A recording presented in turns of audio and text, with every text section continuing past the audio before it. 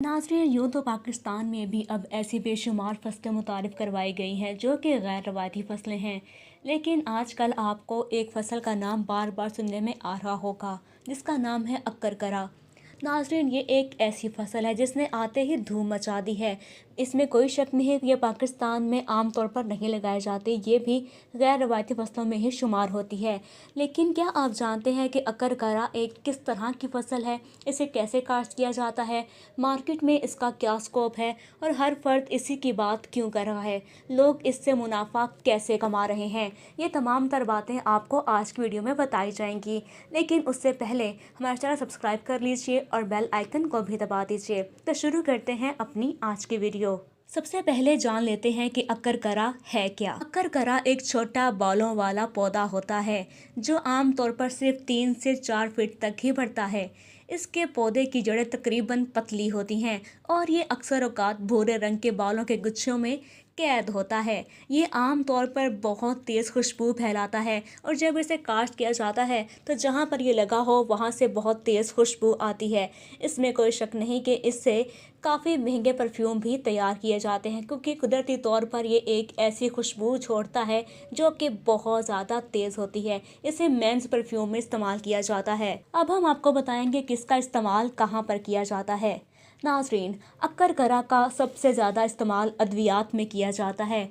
इससे फालिज का यकीनी इलाज किया जाता है।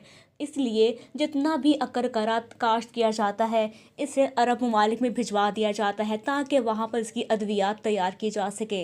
अक्कर एक ऐसा पौधा है जिसे ईरान, पाकिस्तान और भारत के राजस्थान में बआसानी कामयाबी से काश्त किया जा रहा है। पाकिस्तान में इसकी काश्त काफ़ी कम है। अक्कर की काश्त के लिए आपको एक ऐसी ज़मीन की ज़रूरत होती है जो अच्छी तरह से पानी का निकास रखती हो और जिसमें काफ़ी मिकदार में सूरज की रोशनी भी आती हो। ज़मीन को अच्छी तरह से खोदें और इसमें खाद शामिल करें। ये ऐसी ज़मीन को पसंद करता है जो कि काफ़ी फर्टाइल होती है, इसमें काफ़ी खादें मौजूद होती हैं। अक्कर के बीज लगाने के लिए मौसम का ख़ास ख्याल नहीं रखा जाता, लेकिन फिर भी इसे नवंबर के आखिरी महीने से लेकर 15 दिसंबर तक काश्त किया जाता है। और जब इसे काश्त किया जाता है तो उसके 4 से 5 महीने के अंदर ये फसल पककर तैयार हो जाती है। जब इसका बीज लगाया जाता है तो 2 से 4 हफ्तों के बाद बीज उगना शुरू हो जाता है और 4 से 5 महीने के अंदर फसल पककर तैयार हो जाती है। जब फसल पककर तैयार होती है तो इसे जड़ों समेत उखाड़ लिया जाता है और जड़ों को धो लिया जाता है और फिर जड़ों को काट कर महफूज कर दिया जाता है। नाज़रीन, ये एक ऐसा पौधा है जिसके पत्ते, फूल और इसकी जड़ें भी इस्तेमाल की जाती हैं। इसकी हर चीज़ बेची जाती है और हर चीज़ से एक अलग अलग चीज़ तैयार की जाती है, जैसे कि अद्वियात, परफ्यूम वगैरह। अक्कर को काश्त करने के लिए चंद चीज़ों का ख्याल रखना चाहिए, जैसे कि अक्कर को बहुत ज़्यादा गर्मी पसंद नहीं होती, इसलिए ऐसी जगह का इंतखाब करना चाहिए जहाँ पर टेम्परेचर 25 डिग्री रहता हो।